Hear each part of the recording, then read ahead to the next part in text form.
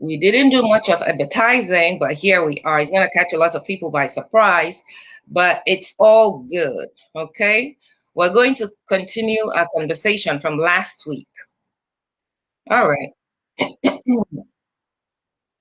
Okay. Good morning, everybody. Welcome once again to Office of the Citizen. This is a surprise, but to the few people who have been able to log on, you are welcome. All right. It's always a pleasure to have you from all over the world. Last week, I did promise that we will complete or discuss the conclusion of the profiling of Akwa Ibom State of Nigeria. We have Mr. Franklin Isong, Otuekong Franklin Isong in the studio to conclude that discussion with us. Okay. I was also able to reach out to General Buratai, and he'll be making his comments on the situation in Nigeria.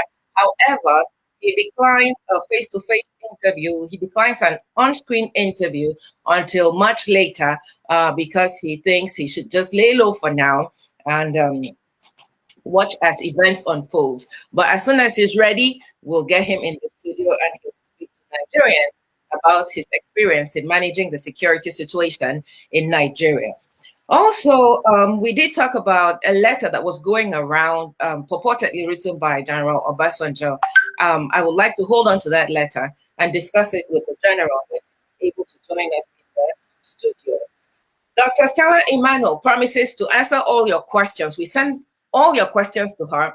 She promises to answer all your questions on February the 20th. Okay, so keep a date, February the 20th. She will be here in the studio with us and she'll answer all your questions. I did say to send your questions in before the 13th.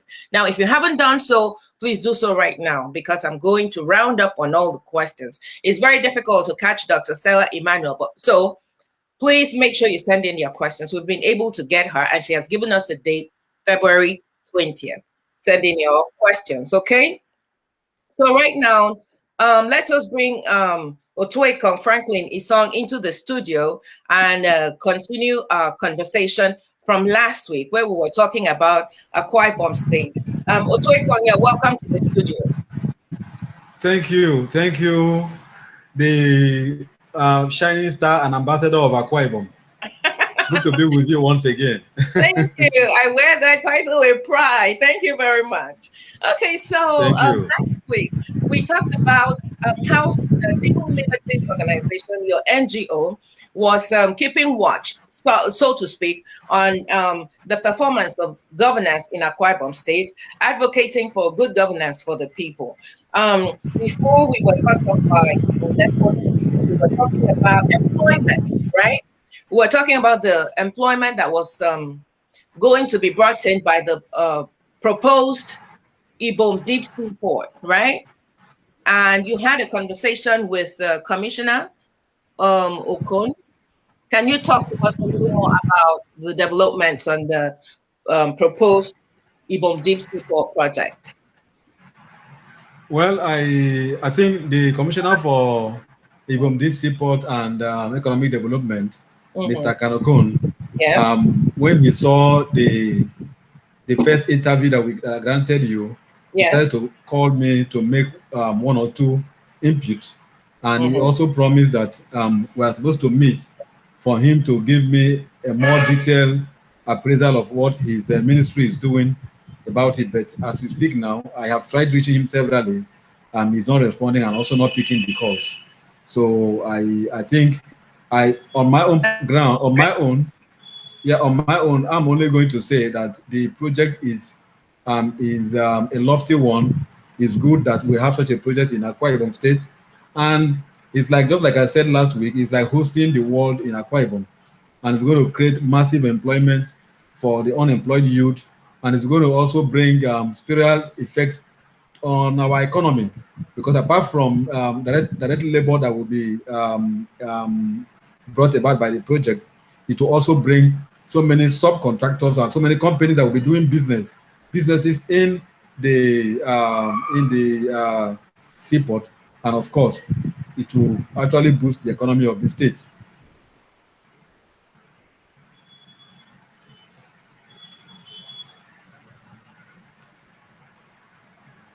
Yeah. There's been tell. I don't know if you got. Did you get my point? Yes, I got your point. Yes. But I said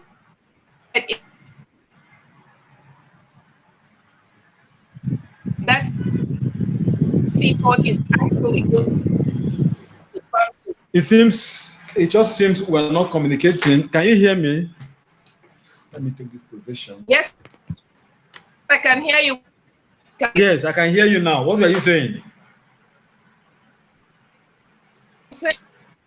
You made a valley only if the seaport comes to life. Does it look like this Quibom with lofty ideas and proposals of employment?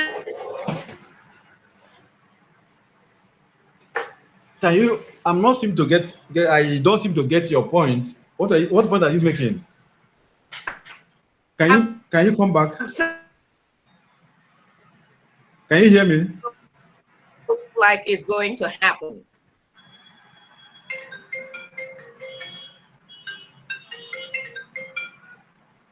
Can you hear Oh me? dear. Can you hear me? Yes, I can hear you. I didn't get your. Yes. I didn't get your question. Does it look?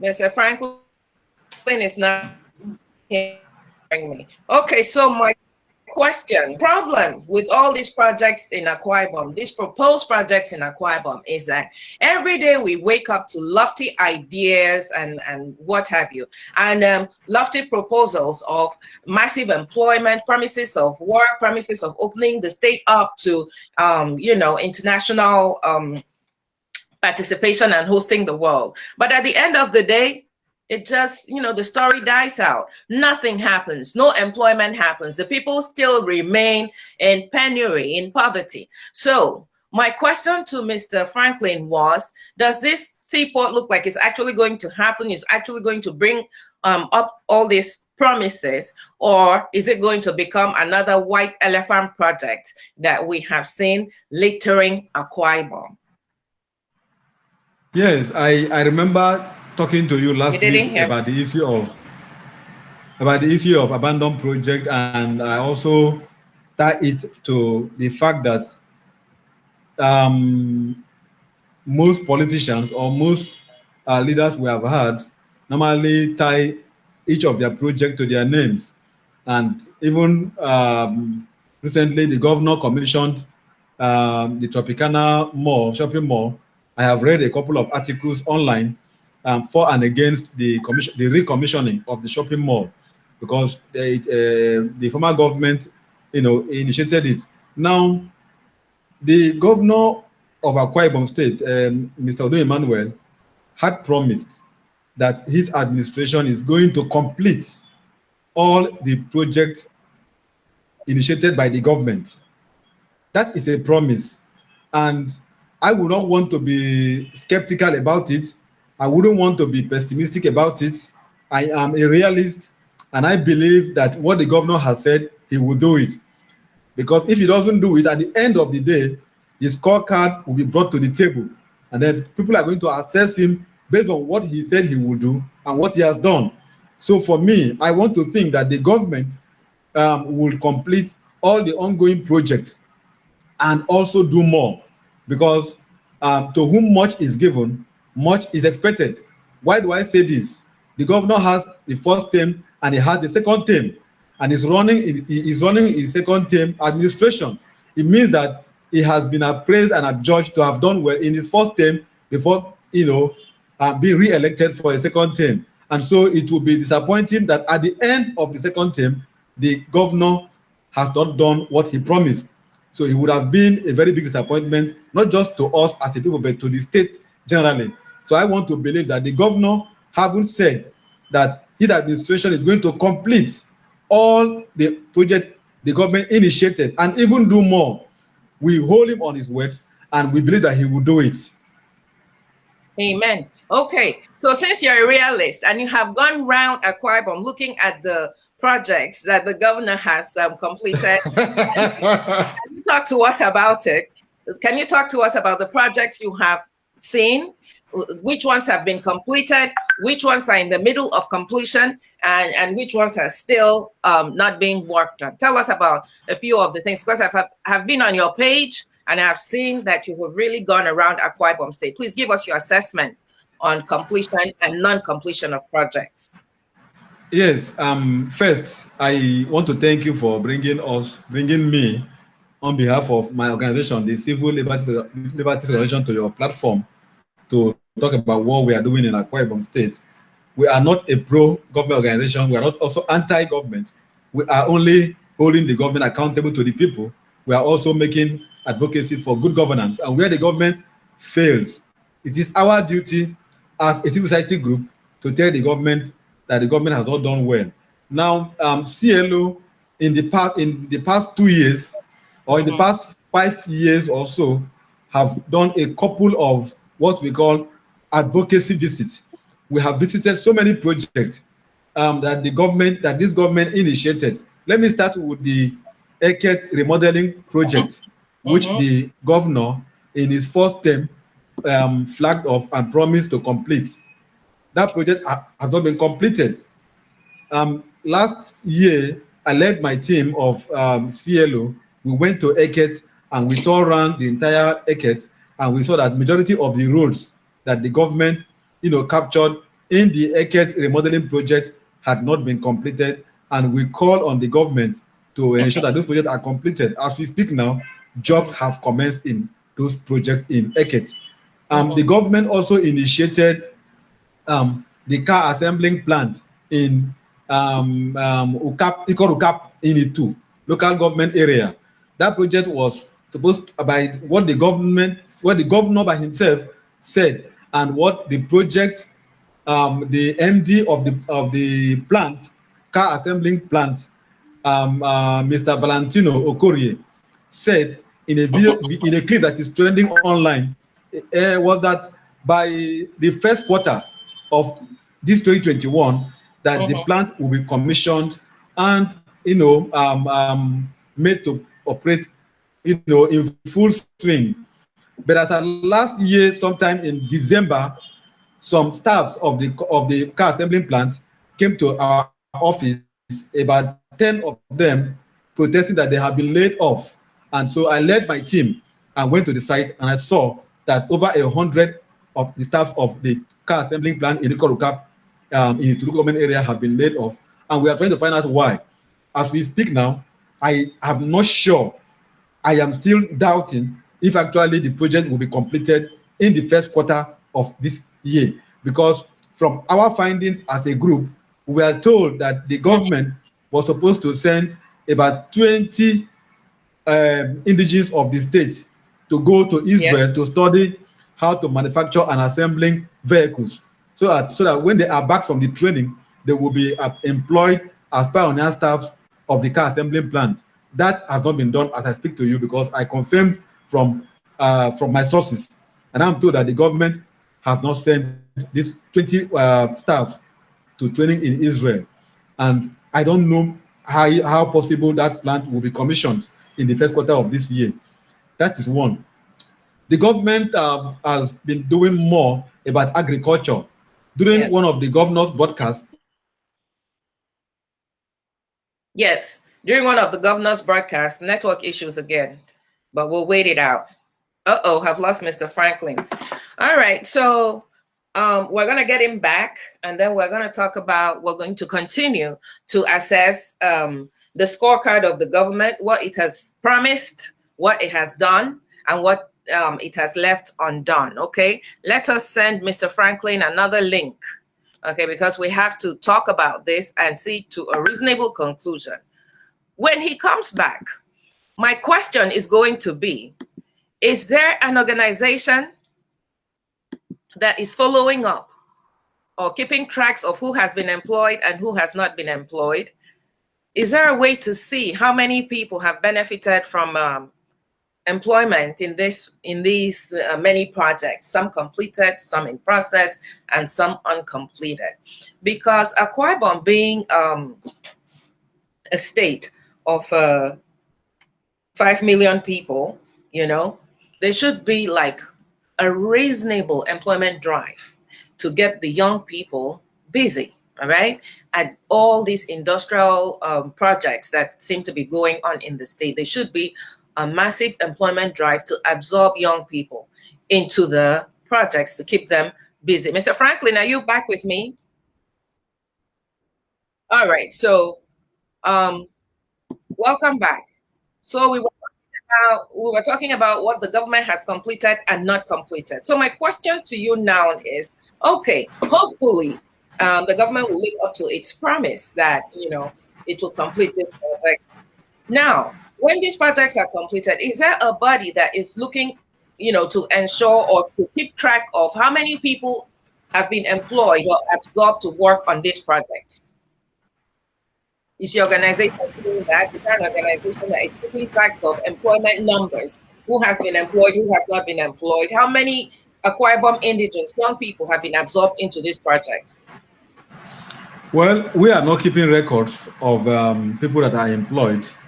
Ours is not to begin to check the content of the local content and the employment status of any organization or any government project. What we only do is when the government commenced any project, we go there to see the extent of job done, and also we call on the government to make sure that the project are done based on what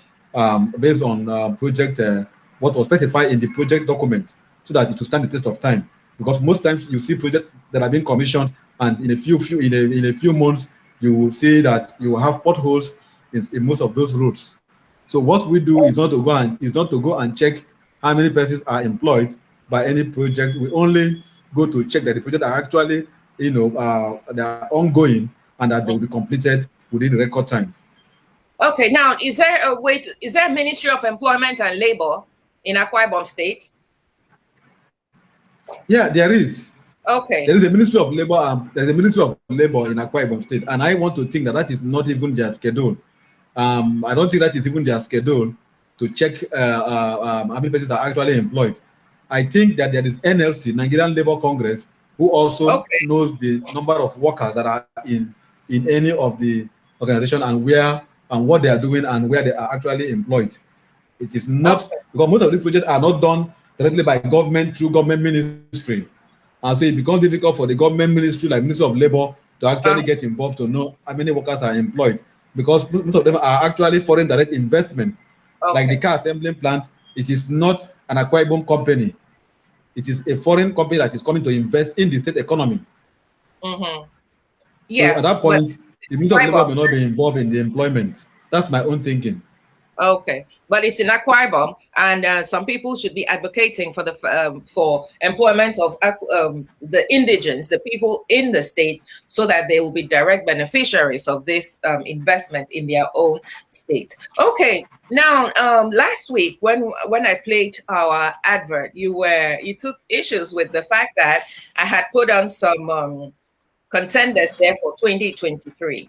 Now you asked me why I put those pictures there, and my explanation to you was that since I'm not on ground, these are the few people I have heard that will be running in running for the highest office in Akwa Ibom State from 2023. So you said that you do not want to be seen or perceived to be in support of any of these candidates. And I said to you, now that you're here, you're going to tell us about the people who are, who have been rumored to have, plans for 2023, and explain to us their strengths and weaknesses. Now, let me tell you why I put on Udom Inoyo. For one singular reason. We used to go to Sunday school together, Kwaibo Church, Mbukpa in Calabar, because I know him that well. And after him, I put an Norfolk Luke in the advertisement because I heard that he is upwardly mobile. He has made a lot of things happen in Akwa Ibom. He is a unifying force in Akwa Ibom State. And then I have I forgot who else I put in there, but please talk to us about what you're hearing about 2023 in Akwa Ibom State. I don't know how many hours this program is going to last. We have But time. if you look, yeah, but if you look at your promo, you Yes, will see that your profiling that you talked about education, talked about yes, health, yes, agriculture, yes, and then the rest of it.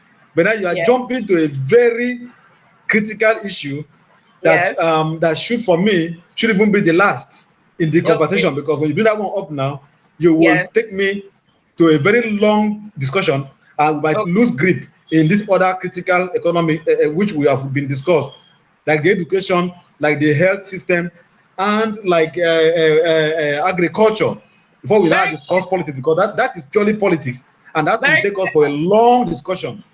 very clever, Otway Franklin. Very clever. You know, Very clear. you do yourself a politician, I can see. But let's go back.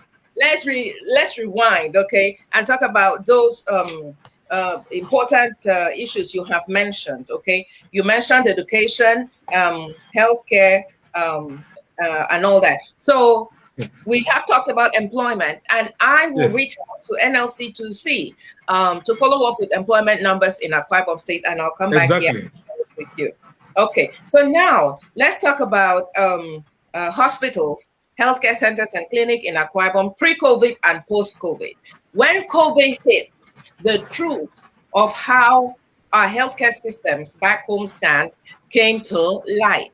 Okay, and the verdict was that we were largely unprepared. Okay, since you're on ground, talk to me about what you have noticed in the healthcare delivery systems in Akwa Ibom. Have they been able to handle COVID? Do they have the infrastructure? Do they have the personnel to help, control the spread of the infection in the state? Yes, this is one area I want to give His Excellency the Governor of Akwa Ibom State Mm-hmm. and his administration a pass mark. Mm-hmm. Yes, I say this because CLO had even visited the center that was built by the governor at Itumbang, the Yes. 300 bed space that was built by the governor at Yes. Itumbang when the COVID started last year, during the first wave of the COVID. The Yes. governor decided to embark on a permanent structure, Mm-hmm. whereas other states were using tents and Yes. canopies to isolate confirmed cases of COVID pandemic. But the governor decided that we must build a permanent structure at Itumbang Yes. that will also be used herein after COVID-19. In case of any other disease in future, it could be used. When Good idea. Oh dear. Network issues again. Okay. So using a permanent structure is a good idea because you remember there was Ebola, and after Ebola, now we have COVID-19. I'm happy that we have something to give the governor a pass mark on. Good job, Governor Udom Emmanuel. Good job, because I'm trying to send a link back to Franklin. Okay. Because we don't know what other diseases might come where we would need to have, facilities for isolation. And so Akwa Ibom has this on ground in its own bag, just in case it happens again. I'm happy to hear that. And I hope that Mr. Franklin will be able to tell us if they have the staff and the manpower to handle the COVID-19 cases. Are they able to test? Are they able to isolate? Are you back with me? Yes. Okay. All right. Great. I'm happy that the governor was able to erect that. So talk to me about, has he been able to employ, like have the manpower to contain, the necessary. Mhm. Go ahead. maybe I should evolve my thought on the issue of how the government was able to handle the COVID-19. Apart Mhm. from the Itumbang Center, which the governor built, we also have the Ibom Specialist Hospital, Yes. where the government has also put so much. to ensure that we have facilities on ground. We also Yes. have another center at Ikorekpene, where the Yes. government is also using. And so, on the whole, we have at least 3 known centers for the isolation of persons who are confirmed cases of COVID-19. And Something I good from. remember sometime last year, Mm-hmm. the DG of NCDC came to Akwa Ibom and gave the governor a pass mark Yeah. for being able to contain the spread of COVID-19. This Yes. was the first governor to have been given a pass mark by the DG of the NCDC. Mm-hmm. Now, it did not also end there.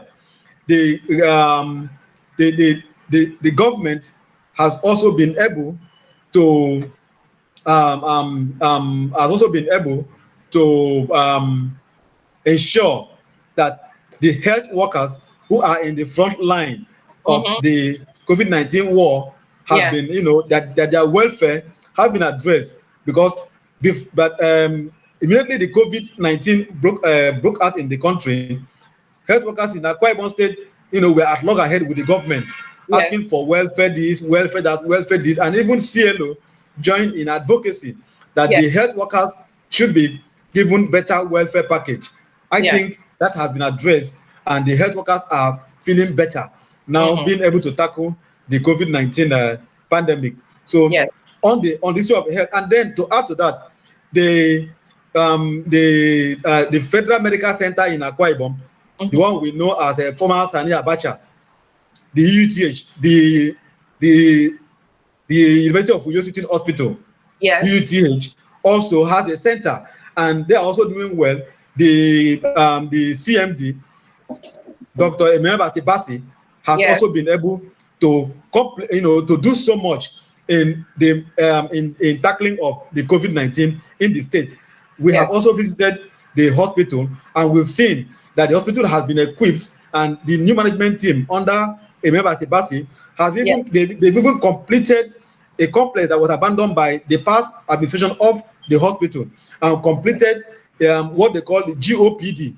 complex, where you Mm-hmm. have the account department, the teller, and every other unit are within the GOPD complex. And so service within the EUTH is now within an hour.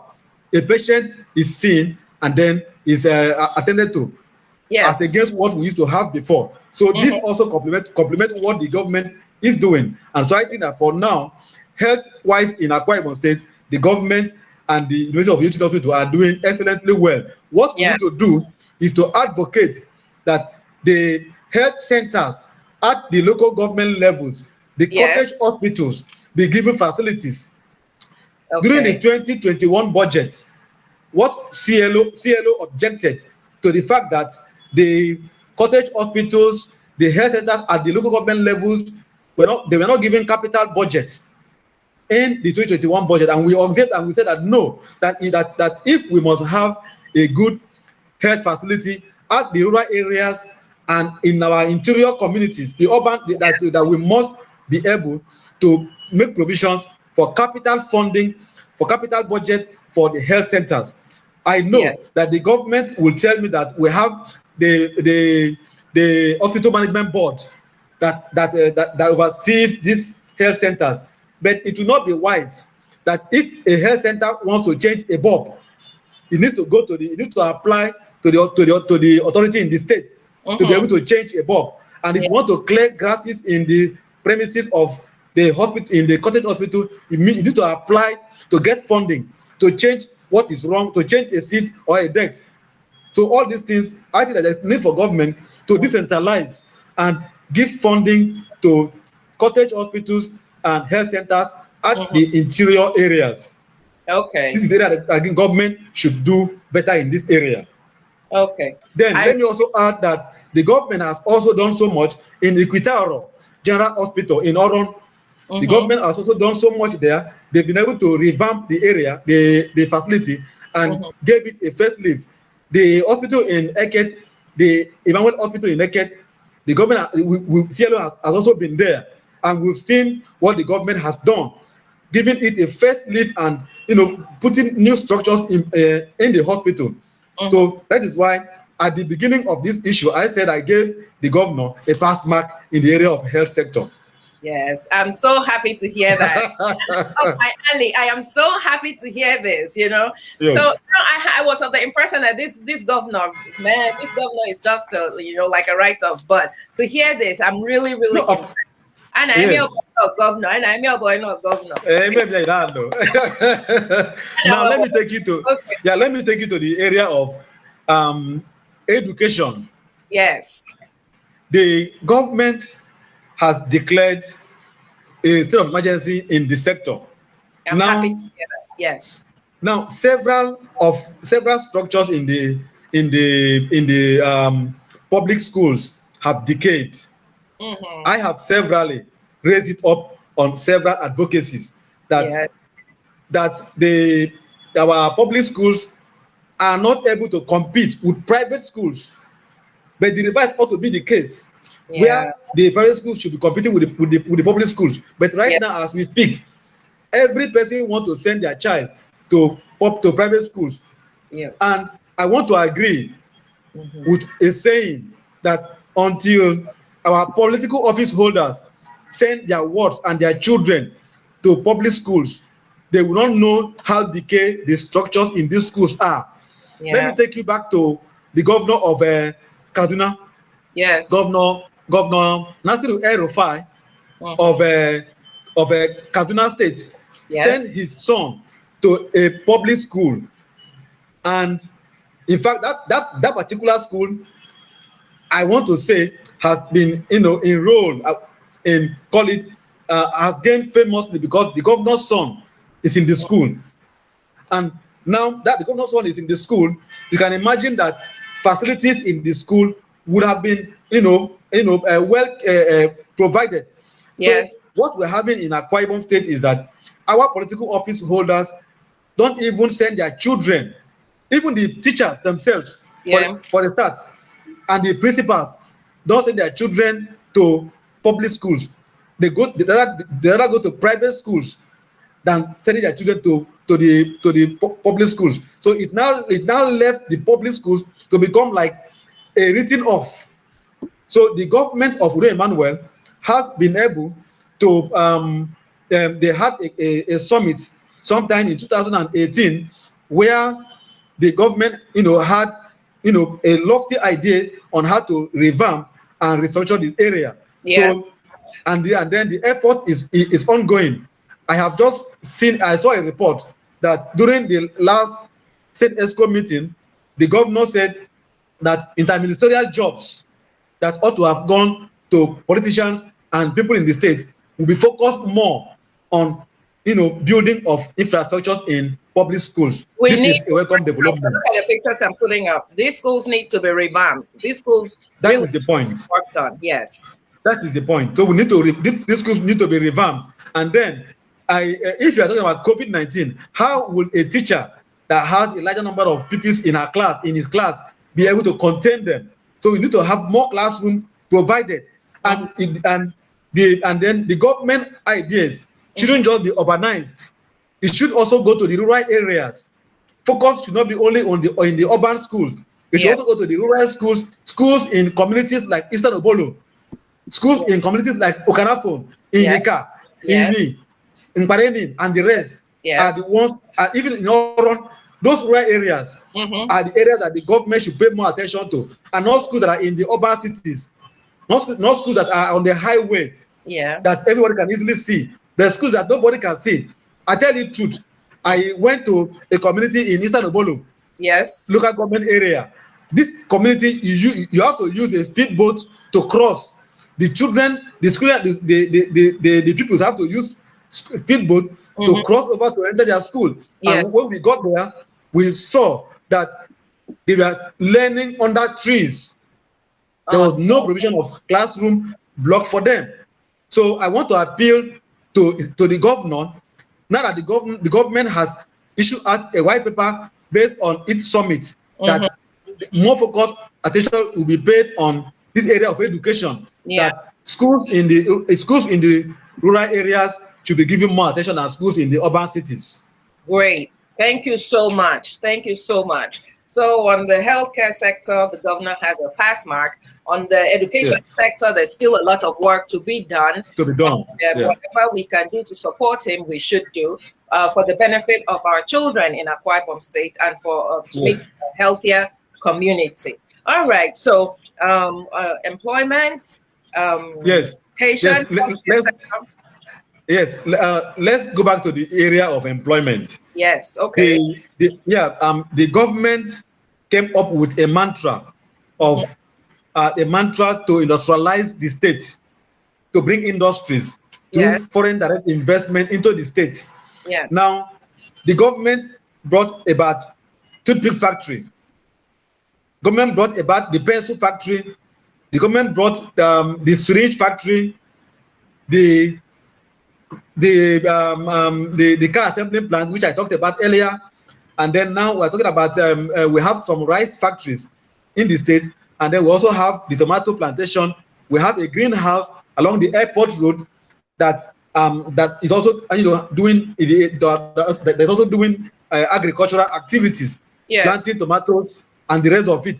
So in this area, and then just recently, a private indigene of the state came and invested in the marine sector, that is the Northern Offshore Shipyard at Orogonam local government area.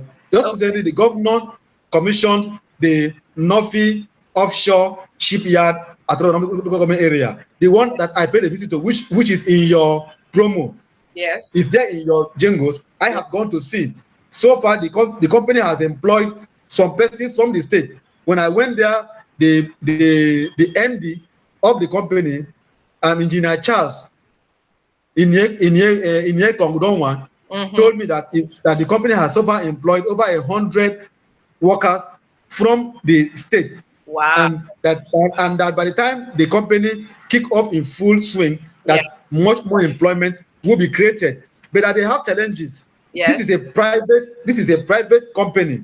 They need government to provide them security. About 3-4 weeks ago, the company was attacked by some militants from the River State, from the Ogoni, because where the company is operating shares boundary with the Ogoni axis of the River State. Some militants, some suspected militants attacked the company and destroyed the company's facility, asking for payment of some amount of money. And then the man is asking for government to give him security. Government should give enabling environment for private sector driven economy. Yes. For people like this who have choose to come and put industry in the state, he should be given enabling environment and given the support that he needs to be able to operate in the state. So in the area of foreign direct investment, I think the government has tried in its own way, but much is needed to be done. Yes, definitely much needs to be done. Because when I look in the neighboring Cross River State, they do have some industries that are fully functional. They produce face masks, they produce like they make T-shirts, they produce all kinds of things in Cross River State. The same thing can be possible in Akwa Ibom State, so that end up employing many more of young people. Okay, so. Now, let me see add this. Still on the economy. Recently, during the State Executive Council meeting, the government came up with a statement that the governor has approved that 50 billion naira be put into the economy. Yes. To boost the economy as a post-COVID-19 economic economic plan. Yes. To boost the economy of the state, 50 billion naira, and that all contractors handling projects in the state have been directed to be funded. Because part of why you saw some projects that were suspended was when we went to check, they were telling us that they had issues of funding. I went to Ring Road 3 after the governor went and visited. It is being done by Hensek Construction Company. Yes. Governor went there and saw a job that is going on. The road takes off from Nwangeba to Mbiabong, from Mbiabong to Aka Road, to Aka Nongudum, to Aka Nongu Udom axis. It's a very long stretch of road. Yes. It has now been named after our illustrious sons who just passed on, the late Otue Gogidosan Nkanga. It is now called Otue Gogidosan Nkanga Ring Road. That road, after the governor went to the site and left, I also went there, and I'm surprised at what I've seen on ground being done by a private contractor, Hensec Engineering. And I think that, and the company told me that by March, that is by next month, that the road will be commissioned and put to use. And so I don't like I said earlier, I have a positive mind about all these promises, hoping that by March, that by next month, the Ring Road 3, which is now named Otoe Ring Road, will be commissioned. Governor also is doing a flyover project at Ekoiman, the one we know, with the one that is known as Ikono flyover that links Uyo and Abak, Etinan, and Idoro Road. That project is also ongoing. It's been handled by Julius Beja. And the governor also went there, and we are being told that before May, that the project will be commissioned. The commissioner for works and fire service, Professor Nebanga, has said repeatedly on several programs that by May this year, that the project will be commissioned. So if you have that project commissioned, you have the railroad project commissioned, you have the Eket project, which I mentioned, the Eket project. You have now, even I also spoke, CLO also went to Okobo, local government area. There is a road that leads to the palace of the Paramantula. That road was abandoned. It is called the Atabong Beach Road. It links 9 communities. It was abandoned. As of last year, when CLO went there, we stood there and we made an advocacy calling on the government to release funding for the contractor that is handling the job. The job is handled by a company known as Dubai Construction Company. As of last week, I was told that funding has been made available, that the job has commenced in earnest. So this will also create employment for the youth in the state. So on the whole, I think that if the government fund this project and the project kick off in earnest, it will create employment and it will be able to boost the economy. Yes. Oh my goodness. I'm so happy to hear all these things, because when I make my advert, people were asking me, where is this? Is this a place in Nigeria? I said, yes, that's my hometown. That's my village. And they said, oh, it's so beautiful. It looks like a small village in Strasbourg, but I was strategic about the pictures I was putting in, because you always have to put your best foot forward. But I'm happy to hear that there's more in the kitty that will benefit the people, actually benefit the people of the state. I'm so happy to hear that. It's good to thank you so much. Reach out and listen and understand what is going on before knocking somebody on the head. So I'm happy it's working for the people eventually, and hopefully these projects come to fruition and the people benefit. Okay, so if you're done running away from my questions, now let's talk about 20. But are you aware that the governor has just commissioned the Udom Tropicana shopping mall? This shopping mall has been in they've been building it for a long time, because I remember the last time I toured Akwa Ibom, when it was still His Excellency Godswill Akpabio, that shopping mall was being built, and I was really impressed. I was even planning to take a store in the shopping mall, to offer healthcare services to the people of the community. Now that it has been commissioned, maybe we could reach out and do something like that. But tell me about the commissioning. How many stores will it hold? And tell me what you know about it. Well, I don't have the details, but I'm happy that the project has been commissioned. This project was initiated by the past government of Senator Godswill Akpabio. And it was seemingly abandoned. I have been shouting that from my private investigation, the government of Akpabio spent so much money, over 85 billion, in that project, that if it is abandoned, it would have affected the taxpayers' money that was used to initiate those projects. So I'm happy that the government of Udom Emmanuel has come to continue in that project. And I have been saying that government is a continuum. Yes. That when a government starts a project, no matter where it stops, that project should not be abandoned because of the government that comes on board wants to also do its own project. Yes. I'm happy that the shopping mall has been, completed and commissioned. I have read several articles for and against, which I don't want to go into those politics. Yeah. The politics of it being commissioned by the Barbados government and it being recommissioned by Udom government. I don't want to go into those politics. Yes. But my concern more is the fact that taxpayers' monies are not wasted. Exactly. That the money that we are used to initiate the project, that today we can now have a shopping mall. Yes. The governor also said during the commissioning that he was also going to commission the 4-point by Sheraton in Ikon. This project was also brought on board by the predecessor, Senator Godswill Akpabio. Yes. If this is also done and commissioned, yes, I will be happy that the taxpayers' money that we are used in this project, has not been wasted. Yes. That is why I say that government is a continuum. Yes. I don't want to join the argument of what level of completion it was left and what percentage of level it wasn't left. But my concern and my happiness is that it has been completed and put to use, and it will also, boost our economy. The government also, the government also has privatized the Ibom e-library, which was also brought on board by the Senator Godswill Akpabio's administration. Yes. The e-library is now functioning. It is also being given out to a private sector to run, and is now being functioning in full swing.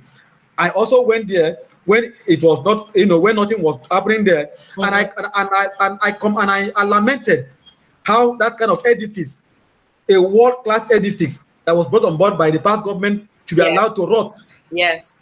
And I complained so much about it, but the government of Udom Emmanuel, decided to give it out to private sector to run it, and it is now, being used and being given out the quality services that we need of the project. So I think that this is what we think that I think government should be doing to ensure that you complete and continue any project that was done by your predecessor. You complete and continue it. Like the Ibom Deep Sea Port was brought on board by the Obong Victor Atta's government, brought that one up.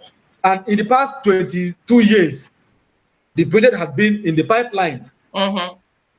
So I'm happy that the government of Udom Emmanuel has also put more effort in ensuring that the Ibom Deep Sea Port has not been abandoned. Yes. The Ibom Science Park project, which the Obong Atta government also brought before the COVID-19 pandemic, broke out. The government of Udom Emmanuel brought in some China company that came and wanted to come and develop the science park and make it be put to use. But the government is saying that the COVID-19 pandemic has not allowed the project to start up. So I want to appeal to the government to continue with that. The government is also building 21-story building, the one that he wants to hand over to oil companies to come and stay in the state, because of the fact that they keep on saying that there is no place for them to stay and operate. Yes. So they stay from Lagos State and operate in our seashore. Yes. So the government has now choose to build the 21-story building, which the government has also said will be commissioned and put to use, and then let Mobil, ExxonMobil, and other companies that are operating within our seashore come and occupy it and employ our indigenes and give us contract and make us become part of the activities of the oil that is being explored in our own states. All right. Okay. Thank you so very much. It was beginning to sound like I am becoming a government mouthpiece, right? Okay. Somebody made a comment here. It says it's not about fighting, it is about accountability. The contract must be awarded under the supervision of an independent assessor, because we have a history of contract not living up to the expectations. You have to make this contract open to the public and how much is awarded and for what. Okay, Samantha Nzegu made that comment. Yes. You addressed it in part, but do you have anything to say to that? Yes, I part of the reason why we have abandoned projects is because we don't pass through the normal process of contract awarding. CLO, under my leadership, took it upon ourselves to advocate that there should be a tenders board, that before a contract is awarded, it must be advertised. It must be made to be competed with other contractors who want the same job. So from the avalanche of all those who are bidding for jobs, the best person will now be, given the job. Okay. So I think sometime last year, the House of Assembly passed a bill on Public Procurement Act. That bill has been passed, and the committee, the council, has been constituted. But I don't know what has happened so far, because the council ought to we ought to be hearing, having an update to know if a job is to be awarded. Such a job should be published in a paper, so that everybody can now have equal opportunity to compete, to bid for the job, and then the best person can pick the job. When that is done, it will reduce the issue of using unqualified contractors to do jobs that are not that will not last and stand the test of time in the states. So I agree with the comment. There is need for us to have open government system.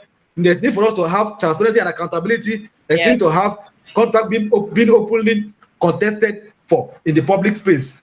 Okay, so you have, thank you. I want to say a big thank you to CLO, Civil Liberties Organization, for spearheading, this movement to hold the government to its word, to advocate for good governance for the people. Thank you very much for all you are doing. And I hope that the people of Akwa Ibom and the government of Akwa Ibom appreciate the services you are bringing to them, okay? And all this, the government did this, the government did that. You have said it on air. You've said it live, so we can follow up, with this pronouncement you're making, to ensure that the government is actually doing these things and see how it's affecting the people. Okay, so that it will not look like we are just making government propaganda to make them look good and nothing is going on. So this program does not finish here. We're going to follow up with all these things that the government has proposed, and we will bring it to the people. Okay.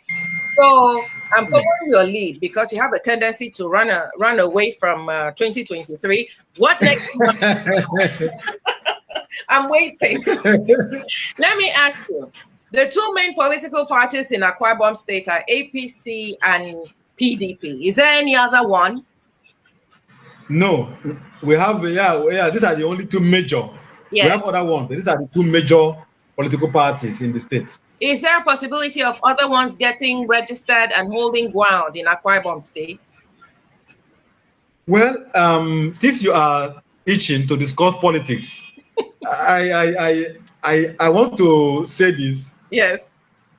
By the grace of God, yes, I have been around in Akwa Ibom since 1999 till date. Yes. And I have also been evolving in the political calculation of the state. Yes.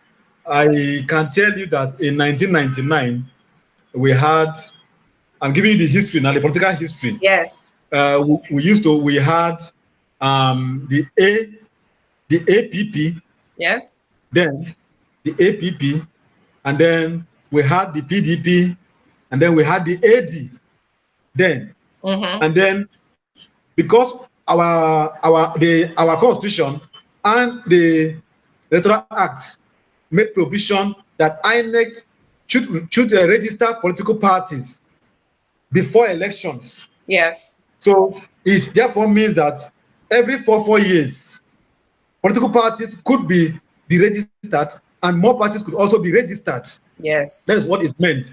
And so, and then the PDP was able to emerge the winner at the election in 1999. So leaving the APP and the AD. The AD was more stronger in the West. Yes. Good. Now, in 2003, we had other parties came on board. We still had the PDP. We had the AD. Yeah. We had the APP. And then we had the UNPP. Other parties came on board and they fused together and formed what was called then AC, Action Congress. And then that party had a candidate by name Okay, that party. Okay, we had ANPP. Rather, we had ANPP. Mm-hmm. Then and then we had the PDP, and then we had the other political party like the AD. Now, the major contender were the PDP and the ANPP.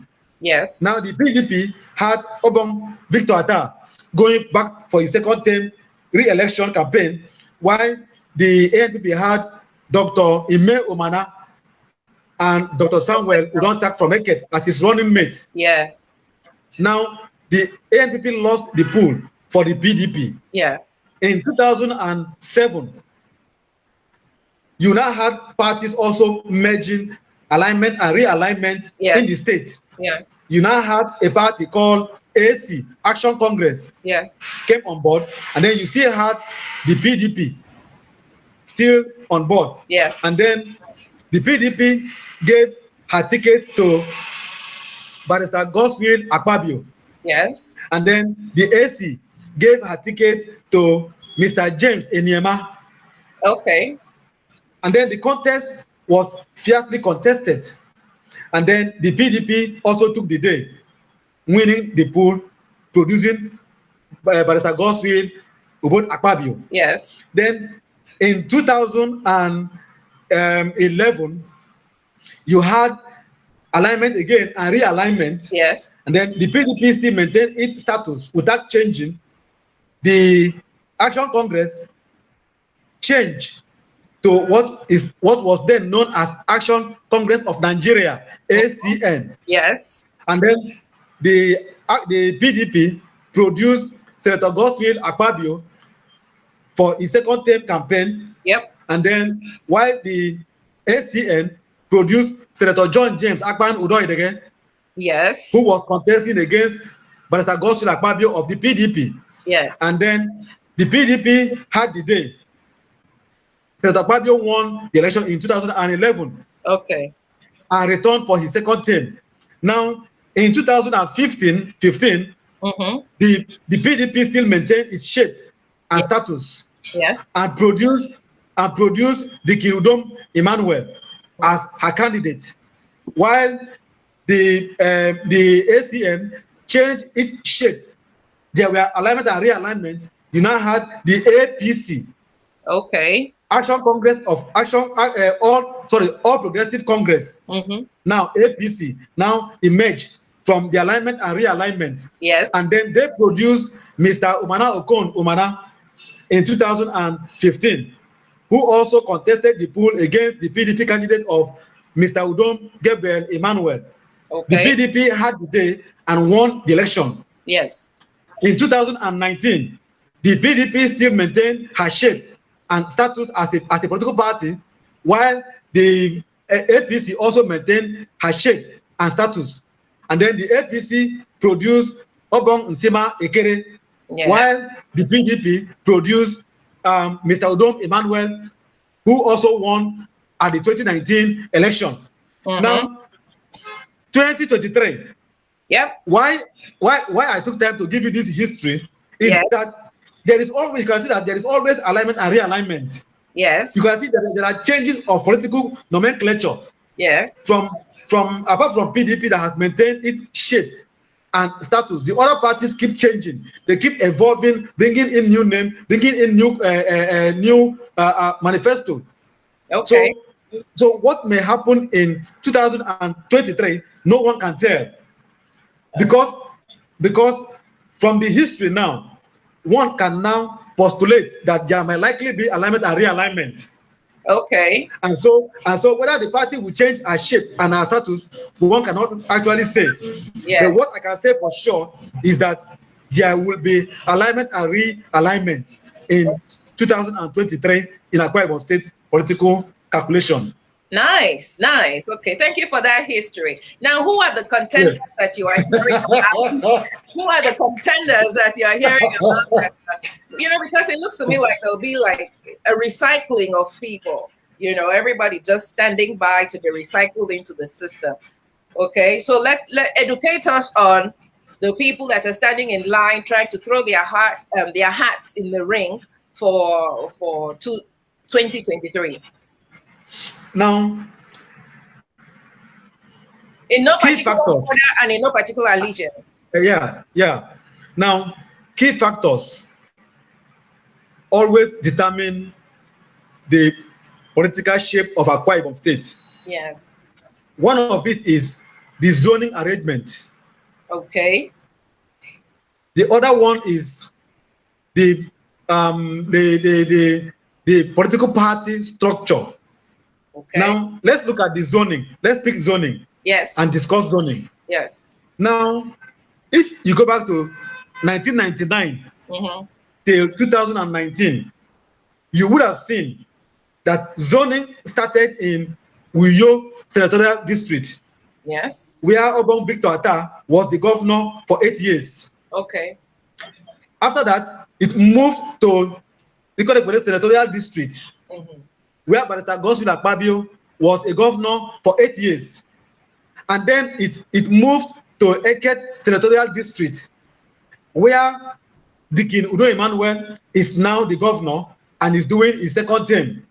So, politically speaking, one would want to say that zoning has gone around the 3 senatorial districts. And so, for me, even though I am not a proponent of zoning, I don't believe in zoning. I believe in merit, I believe in pedigree, I believe in competence, and I believe in the ability to deliver good governance. Absolutely. But I want to tell you, that in 2023, the calculation may not be 0 to 1 territorial district.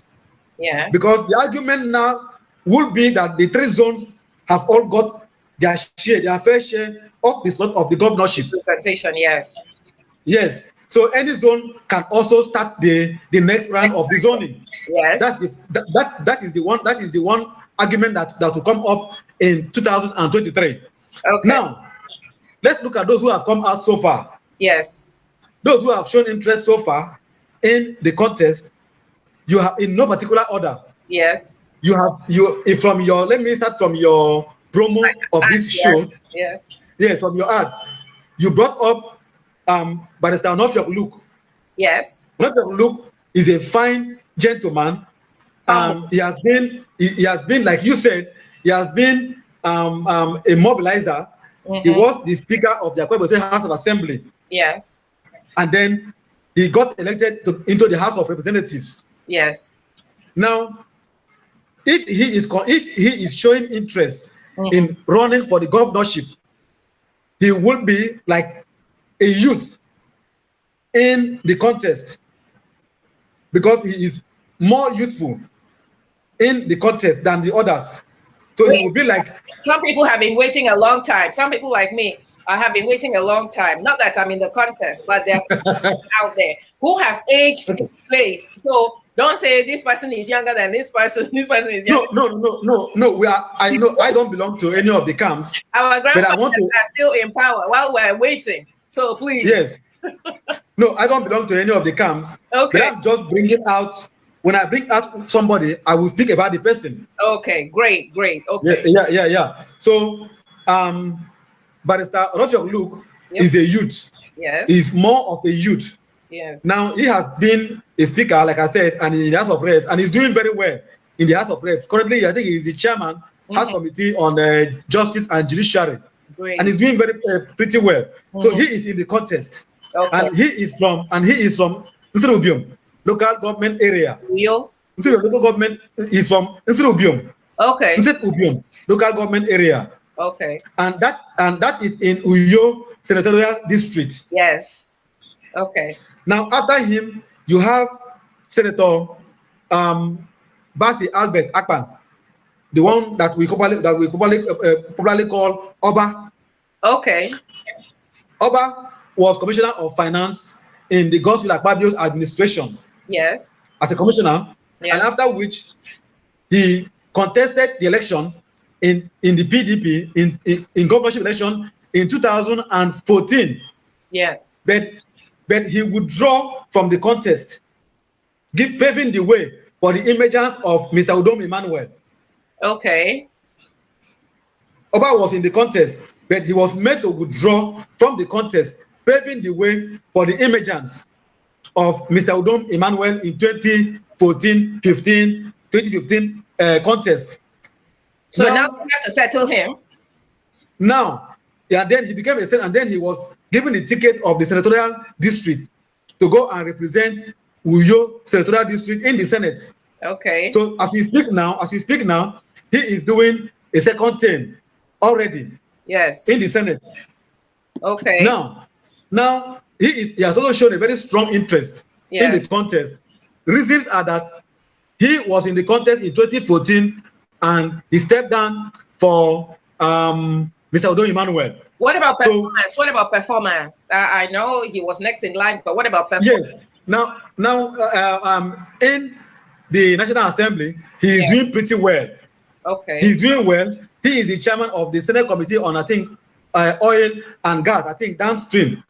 So he's doing pretty very well, and he has been able to move this PIB bill and a couple of other bills and motions in the Senate.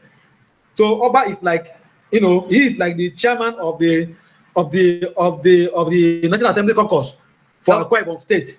Okay. Yeah, so I think he's doing well in the Senate. Now, he is in the contest, and he is one of those who believe that he stepped down before and should be compensated in the next contest. That is, for those who are in his camp, that is the argument that they are holding. Okay. Now, we also have Mr. Udom Inoyo. Okay. Yeah. Mr. Udom Inoyo, sorry to say this, Senator Basi Albert is from Ibom local government area. Okay. Of Uyo senatorial district. Yes. Now you have Mr. Udom Inoyo. He is from Udom local government area, same area with Onofia Luke. Okay. Now, he was the vice president of ExxonMobil, and he worked dutifully and got retired from ExxonMobil. Now, he has done so much in the area of getting our youth employed in Mobil, in the area of, he was handling the human resources department of ExxonMobil. Yes. And so the resources of the state resources that they get from ExxonMobil and all those taxes that they pay, he has been like a bridge between ExxonMobil and Akwa Ibom State. Yes. And you know that ExxonMobil is the highest taxpayer to Akwa Ibom State government. Exactly. As we speak. Yes. So he has been like a bridge between the state government and ExxonMobil. And in the area of contract, in the area of employment, in the area of jobs for the people of Akwa Ibom State, I think he had done his own part while he was in ExxonMobil. So he has retired from ExxonMobil, and he is very strongly in the contest. Yes, hopefully he'll repeat the feat. Yes. Now that is that. Now you have Senator, that is for the PDP now. Yes. Now you have Senator John James Agban Udoidege. Oh, yes. You recall I mentioned his name in the 2011 contest. Yes. Against Senator Godswill Akpabio. Yes. Then he was in ACN. Okay. Now he is the National Secretary of the APC, All Progressive Congress. Yes. And he has shown his interest to contest the seat. And he is working tirelessly to ensure that he is given the APC ticket in Akwa Ibom State. Yes. Now let me give you his profile. He was a council chairman in Uyo local government area. Okay. He was a senator at a very young age. Yes. He was a minister of state for FCT. Okay. He has held several federal appointments, and he owns his own companies, doing his own private jobs, and he's a pastor in his church, Mountain of Fire. Oh wow! Oh, okay. And yes, and he has evolved. He has been in the political scene, like he has been a recurrent decimal in the politics of Akwa Ibom State. Yes. In 2007, he played a role in the emergence of Barrister Godswill Akpabio, because he was Akpabio's deputy campaign DG. Yes. So he played a key role in Akpabio's emergence in 2007. Likewise, in 2011, he contested against Akpabio. In 2015, he showed interest and ran the election in APC against Mr. Omana Okonumana, but he lost the primaries. In 2019, he showed the interest again against Obong Nsima Ikere, but he was asked to step down for Nsima Ikere in 2019. So he is also in the contest in the APC platform. Yes. Moving forward, you have Senator Ita Solomon Enang. Okay. Ita Enang is from Ibionibo local government area. Everybody is from Ibionibo. No, Senator Udoyedege is from Uyo local government area. Okay. Then it is only Senator Ita Enang and Senator Basi Albert are from the same Ibionibo local government area. Okay. Now, Senator Ita Enang has also been a recurrent decimal in the politics. Yes. Ita Enang is popularly known as Udom Toniso in Akwa Ibom. Okay. The reason is that the way he normally emerges from nowhere to becoming somebody is always, surprising to people who are his followers and his watchers. Yes.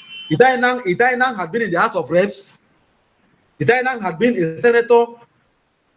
Ita Enang was the senior special advisor to the president on the Niger Delta affairs. First, he was SA to the president on National Assembly matter, Senate, and then he did very well, and he had been reappointed to work as SA to the president on Niger Delta affairs. Senator Ita Enang is very, very vocal. Senator Ita Enang is more like an advocate of good governance. Yes. He has been talking very loudly in the state. Yes. He says it the way it is, and also he offer a check for the government of Mr. Udom Emmanuel.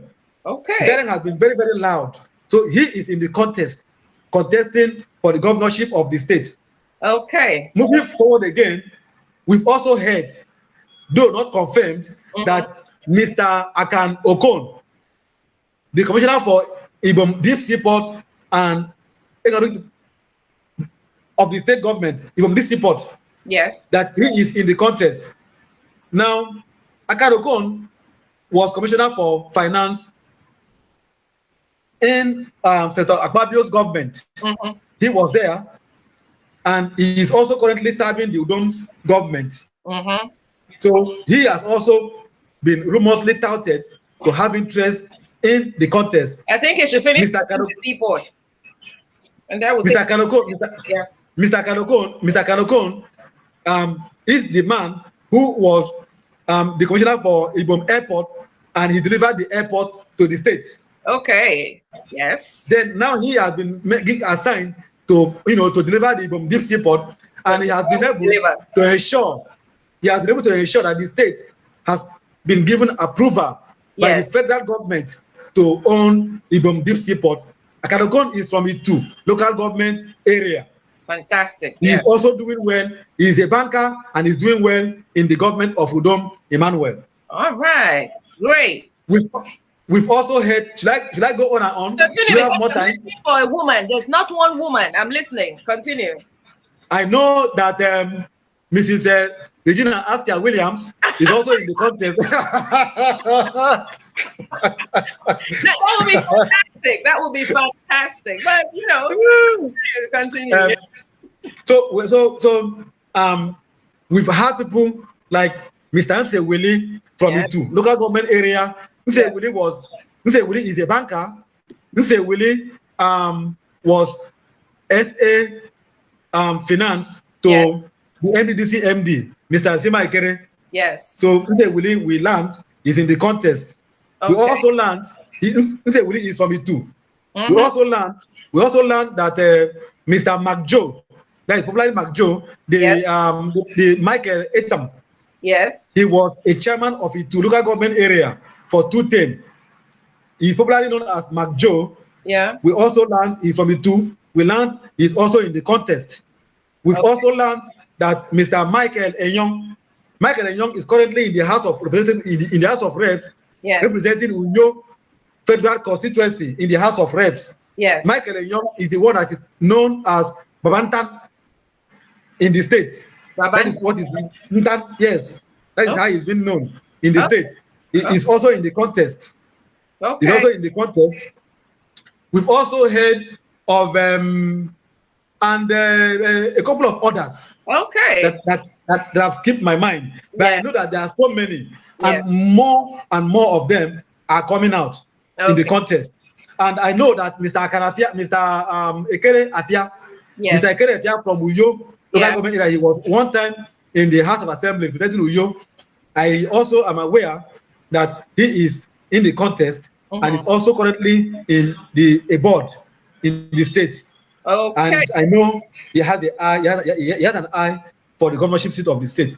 So all of this, and let me also say, rumorsly, the Commissioner for Lands and Water Resources, Pastor Umar Eno, has also been mentioned to have interest in the contest. And then Senator F. Young Bob is the chairman of Comfort FM.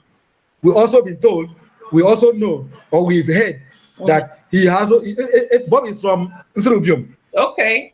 That he has interest in the contest. All right. So I look. This is so far. Yes, this is our 2023. I feel so. I look forward. I look forward to listening to all of them present their manifestos and maybe have a debate and maybe show what they're going to, what they have in plans for the state to uplift the state. In subsequent days or when that is approaching, I will definitely be speaking with you about their progress and their manifestos and what they have put out there. So it has been a very interesting conversation today, very interesting. Before I sign off, I would like to say, I also hope that more women will get involved in the process, because where you have women at the table negotiating for policies that benefit the grassroots, benefit the families, we do better because they are in a position to understand the needs of the communities better.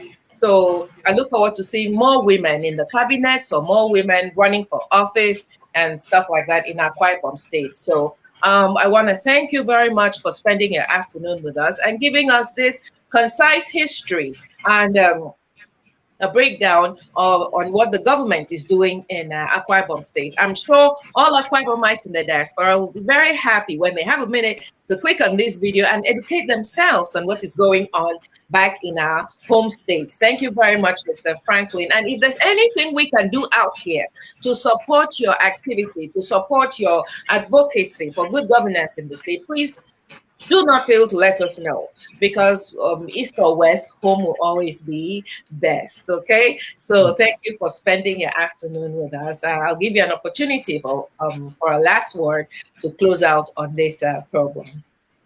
Yes, my parting shot is that this program shouldn't just be a one-off program. Apart from politics, there is need to also bring what is happening in the state to people in the diaspora. So once a while, you can always reach out, and then we will give you more detailed information about what is happening. Yes. We will give you without missing words. We don't patronize God. We are not. I don't speak to patronize anybody. I say it the way it is. Amen. Where the government is right, I will say it's right. Where it's wrong, I will tell you it is wrong. And that is how the government will see and adjust. So let's not do this kind of program once in a lifetime. You can always reach out, even if it's weekly or twice a week. We can come up here, and then we will give you detailed history of what is happening in the state. But when you in the diaspora will now be able to be abreast with the happenings in the state. Thank you so much for bringing us to this program, and I want to hope that by the time the people of the state watch this, they will be impressed that actually we are actually moving forward and adding our own little best to developing the state. Thank you so much, Mr. Franklin, and more grace to your elbow and Civil Liberties Organization. We are always here to support as needed. Thank you so much. Okay. Thank you so much. Thank Have you a so much, fantastic Uncle. day.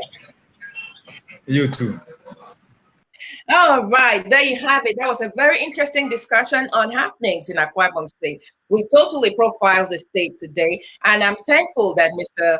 Franklin Isong, Franklin Isong, was able to take time out and share this with us. So, if you were watching, you now understand what is going on. You now understand the politics, the oncoming politics of Akwa Ibom State, because he was able to take us through a history of the parties, how they formed and reformed and realigned themselves. And we have a small idea of what is coming in 2023. That was exciting for me. All right. So we will definitely be doing this more often because I have reached out to the group Akwa Ibomites in the diaspora, and I want to be working with them also to see a way of to examine how we can bring their activities to bear on the happenings in our home state in Nigeria. Okay? Thank you for spending your afternoon with me. Next up will be Benue State. I've been talking to people in Benue State to also profile that state and see what is going on as far as good governance and the people goes, as far as government providing for the people. Recently, Governor Autumn made some news when he said that with the failure of leadership to contain or make better security situations in the state, the people should be allowed to arm themselves and protect themselves from marauding headsmen. I'm going to speak, I look forward to speaking with him or a representative on what he meant by that, or and also ask if that will not lead to some kind of anarchy in the state.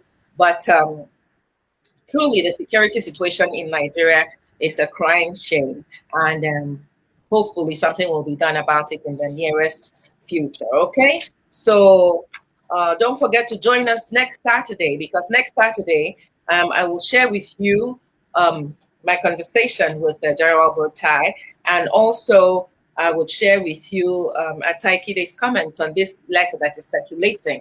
As being purportedly written by His Excellency Obasanjo. And of course, hopefully Dr. Stella Emmanuel will be able to join us and answer your many questions. Keep them coming in, okay? So at this point, I'd like to say good night, God bless, and take care of yourselves and of each other. See you next Saturday, okay? Bye-bye.